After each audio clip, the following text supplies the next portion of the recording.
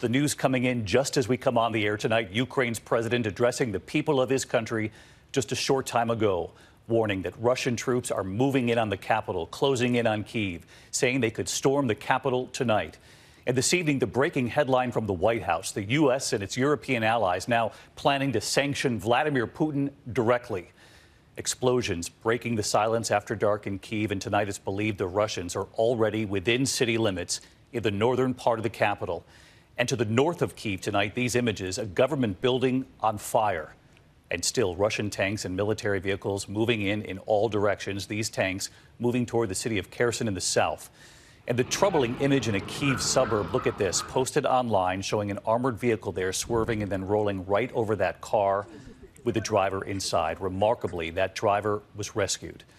And tonight, that call for all men aged 18 to 60 to stay and fight back to save Ukraine. They are not being allowed to leave the country.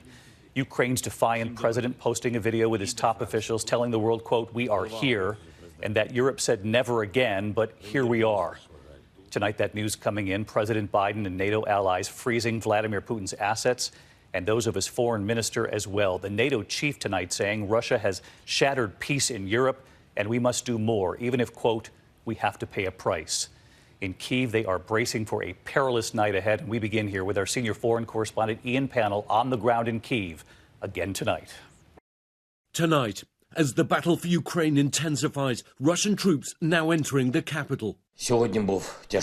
Moments ago, Ukrainian President Zelensky addressing his people in a defiant video from Kyiv, saying Russia will try to storm the capital tonight and that the night will be, quote, tough. Authorities have handed out 18,000 weapons to civilians to help in the fight, and residents were told to make Molotov cocktails. Men aged 18 to 60 called up to fight, not allowed to leave the country. Disturbing new video circulating on social media shows a military vehicle crushing a car.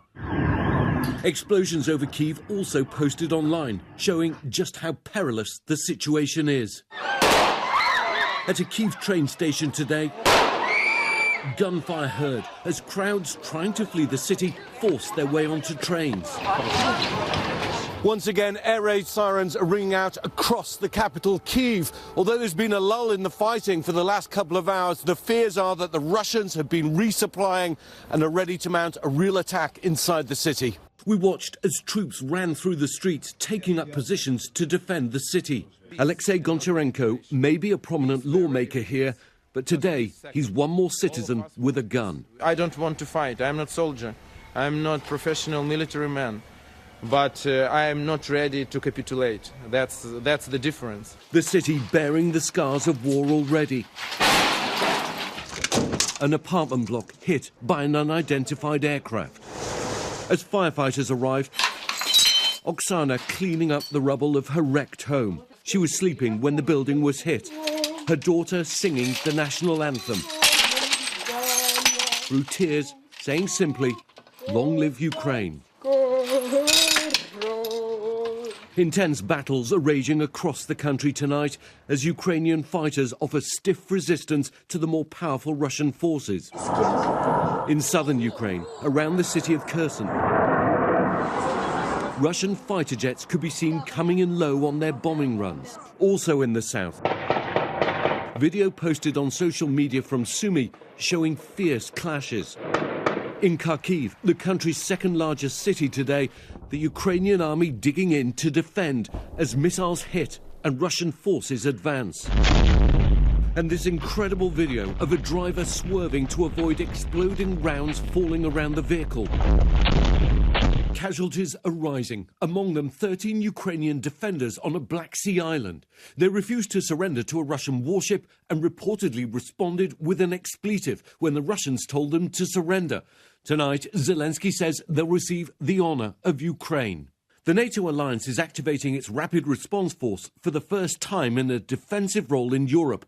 Up to 40,000 troops will bolster allied countries close to Russia and Ukraine.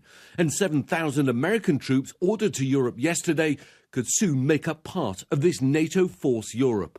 But none of these troops will be helping Ukraine. As some flee the cities, others seek shelter in Kyiv's subways. We have a little food and toys.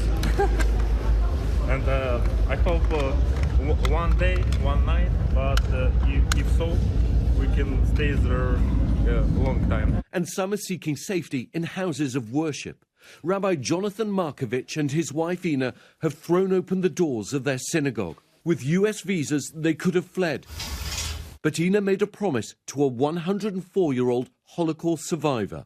Will you stay here with me? I fought the Nazis, and I don't know what's coming.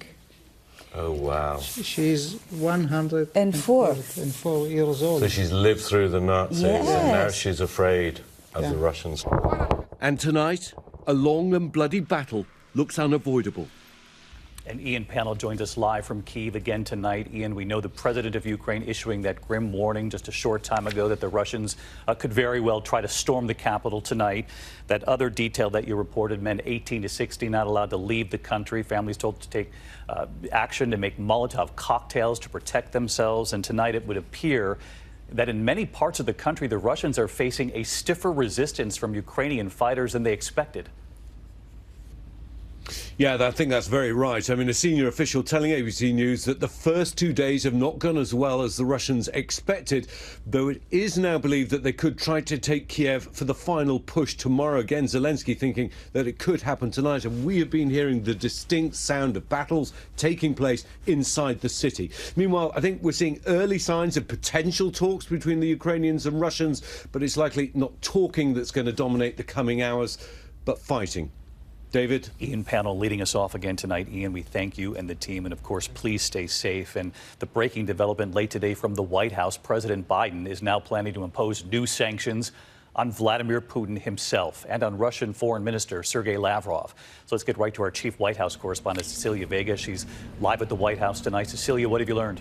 Yeah, David, this information is just coming in right now. So we know that the president made this decision just within the last 24 hours, that he's doing this along with EU partners, really the show of force and being united against what the Kremlin is doing there in the UK. Press secretary telling me late this afternoon that this is meant to send a clear message about the strength of allies and their opposition to Russia right now. But David, I've got to tell you, the experts that we've talked to say this is largely a symbolic move to sanction Putin personally.